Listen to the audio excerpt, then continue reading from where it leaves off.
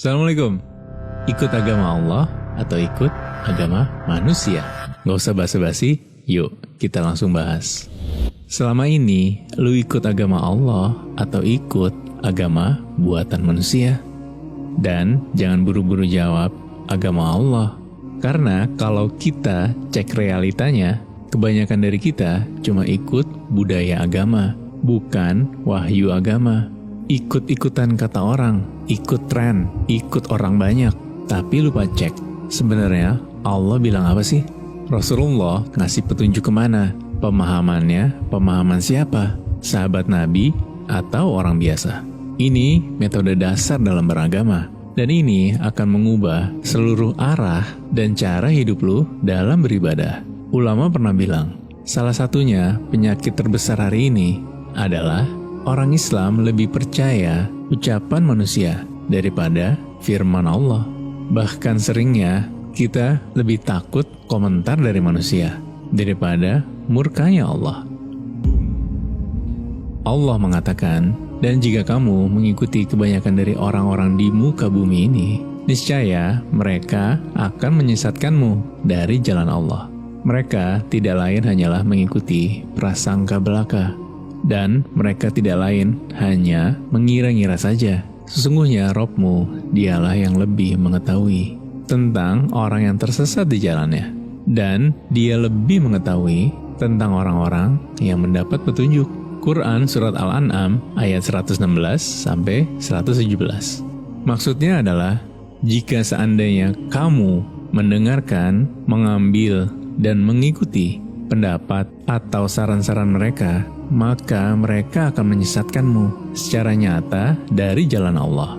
Penyebabnya adalah sebagian besar dari mereka tidak memiliki pengetahuan dan ilmu yang hak. Seluruh apa yang mereka ucapkan berasal dari hawa nafsu dan bisikan syaitan. Mereka tidak lain hanyalah mengikuti prasangka belaka, dan mereka tidak lain hanya mengira-ngira saja.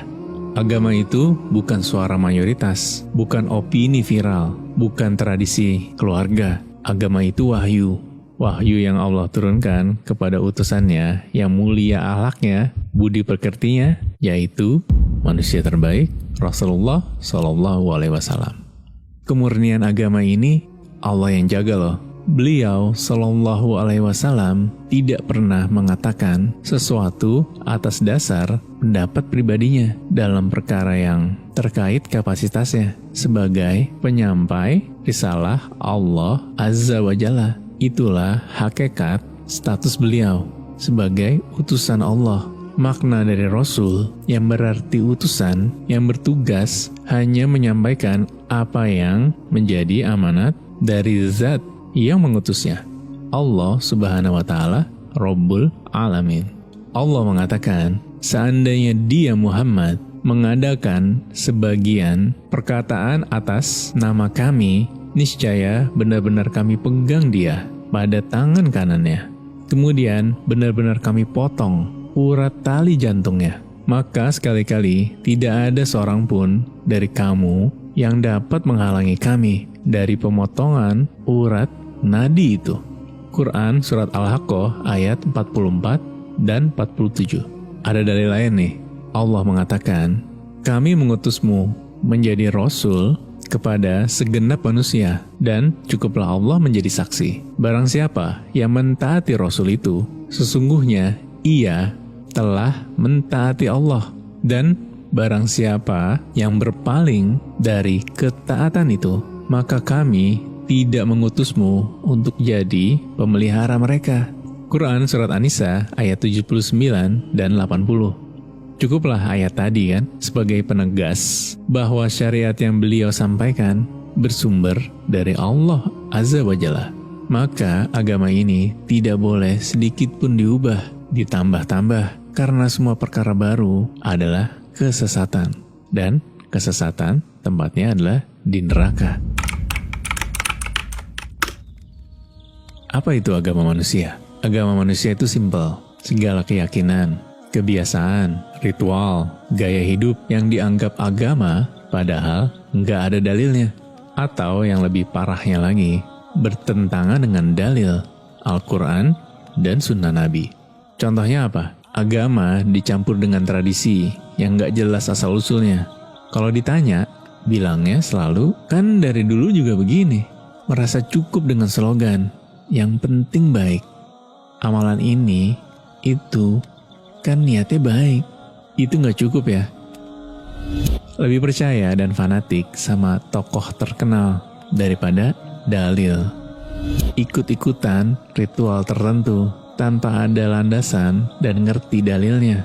Ibnu Qayyim rahimahullah berkata, agama yang benar itu apa yang Allah syariatkan.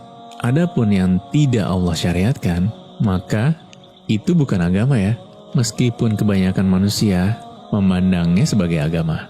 Kenapa banyak orang memilih berdasarkan lihat dari banyaknya orang yang melakukannya?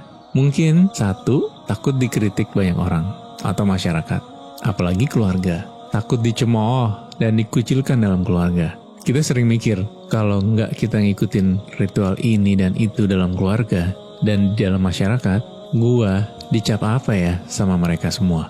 Ntar orang bilang, gua aneh nggak ya? Ntar gue dikucilkan gak ya?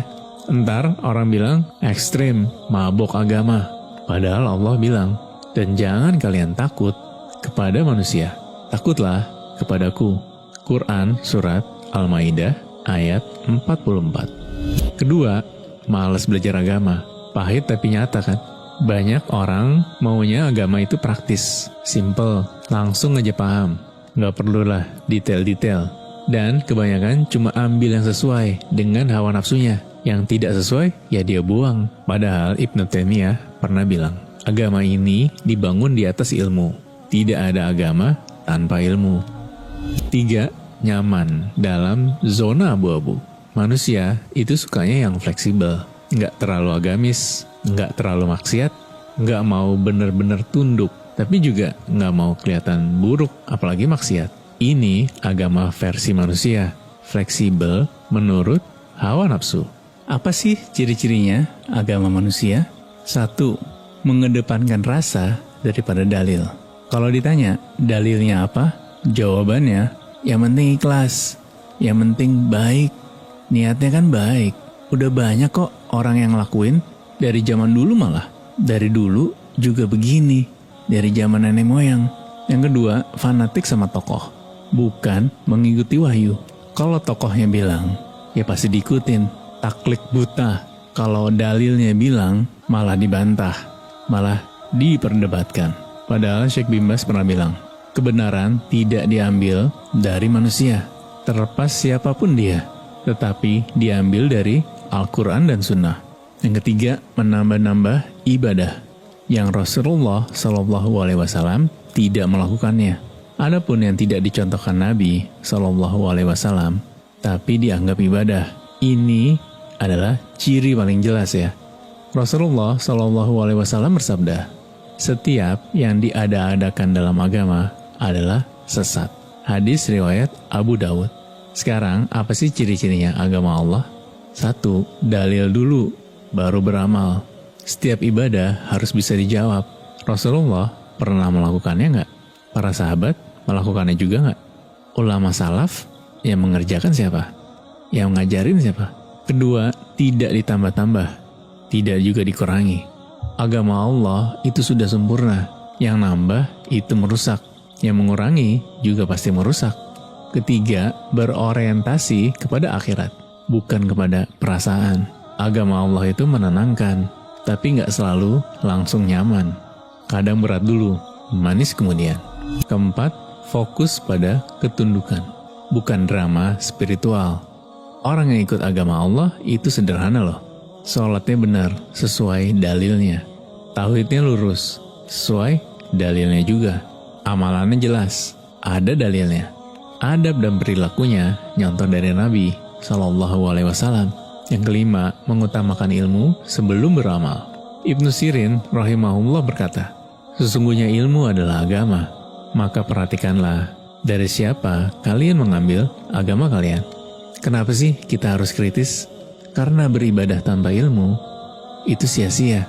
Banyak ibadah yang tidak diterima karena tidak sesuai sunnah.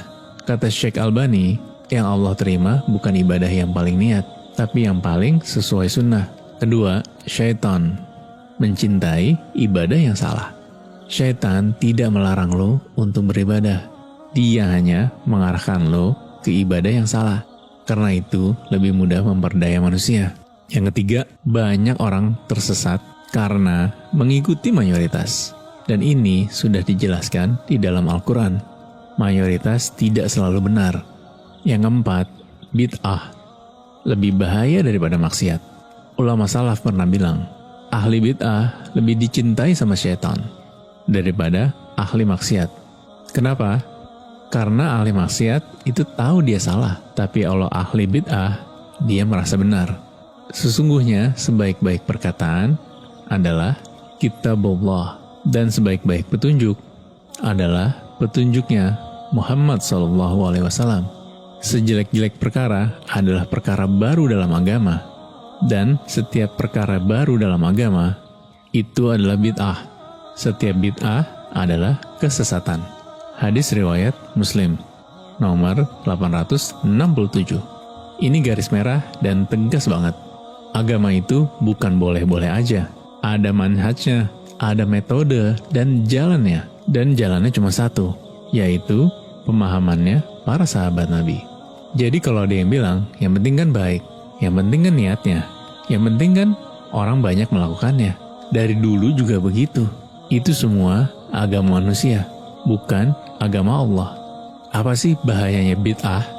Kenapa Nabi SAW sangat keras soal ini? Oke, sekarang kita masuk ke topik yang sangat sensitif bagi banyak orang, yaitu bid'ah. Banyak yang bilang selama itu baik, kenapa nggak boleh sih? Kan tujuannya juga bagus. Tapi Nabi SAW sendiri yang warning keras soal ini. Satu hadis yang terkenal soal bahayanya bid'ah. Nabi SAW bersabda, jauhilah perkara-perkara baru dalam agama, karena setiap perkara baru adalah bid'ah, dan setiap bid'ah adalah kesesatan. Hadis riwayat Abu Daud dan Tirmizi. Ini bukan kata ustadz, bukan kata ulama, tapi kata Nabi langsung. Lu lebih baik daripada Nabi SAW. Lu juga kerjain ibadah yang Nabi gak ajarin. Kalau Nabi bilang sesat, ya selesai dong. Jangan cari pembenaran. Kedua, hadis bahaya menambah-nambahkan dalam ibadah. Nabi SAW bersabda, barang siapa membuat perkara baru dalam agama yang tidak ada perintahnya, maka perkara itu tertolak. Muttafaqun alaih. Artinya apa? Ibadah lu ditolak bro. Capek doang yang lu terima. Waktu kebuang, bahkan bisa berdosa. Yang ketiga, ada hadis lain. Nabi SAW bersabda, barang siapa mengada-adakan dalam urusan agama kami ini, apa yang tidak dari agama ini, maka ia tertolak. Hadis riwayat Bukhari dan Muslim. Hadis-hadis tadi cukup jelas kan? Untuk kita bisa berhenti budaya agama, ritual yang gak jelas, apalagi gak ada landasannya. Yang keempat, perkataan ulama salaf. Syekh Albani berkata, bid'ah itu lebih dicintai sama syaitan daripada maksiat. Ibnu Qayyim berkata, bid'ah itu menutup pintu hidayah. Yang kelima, nih gue punya analoginya. Bayangin, lu kerja di suatu perusahaan, lu disuruh pakai SOP resmi dari perusahaan itu kan? Tapi ternyata lu malah bikin SOP sendiri menurut keinginan lu. Kira-kira lu dipuji atau dipecat? Ya agama juga gitu. Allah udah kasih SOP yang jelas, lengkap, sempurna, lewat wahyu yang diturunkan kepada Nabi SAW. Lu malah tambah-tambahin sendiri, ditolak dan berbahaya. Jadi kalau lu mau aman, mau ibadah lu diterima, mau hidup lu lurus, tinggal satu, hindari bid'ah sejauh-jauhnya. Kritis dalam beribadah, tanya dalil, selesai. Beragama itu kita ikut Nabi, contoh dari Nabi. Kalau lu pegang teguh dengan semua prinsip-prinsip tadi, mungkin ada kalanya lu akan diuji sama tekanan sosial, diuji sama tekanan dari keluarga, dianggap asing sama orang banyak. Dan Allah sudah mengatakan, apakah manusia mengira mereka akan dibiarkan berkata, kami beriman, sedangkan mereka tidak diuji? Quran Surat Al-Ankabut ayat 2. Jadi, kalau lu mau beribadah, mau beramal, coba deh kritis dalam cari dalilnya. Setiap lo ragu, tanya, cari buktinya mana? Dalilnya apa? Siapa ulama salaf yang berpendapat gini dan begitu? Bangun mentalitas untuk Allah. Bersihkan agama dari tradisi. Belajar dengan guru yang mengajarkan Al-Quran dan Sunnah menurut pemahaman para sahabat. Di kuburan nanti, saat lo mati, yang ditanya bukan apa kata keluarga lu kan? Apa kata masyarakat? Apa kata teman-teman lu?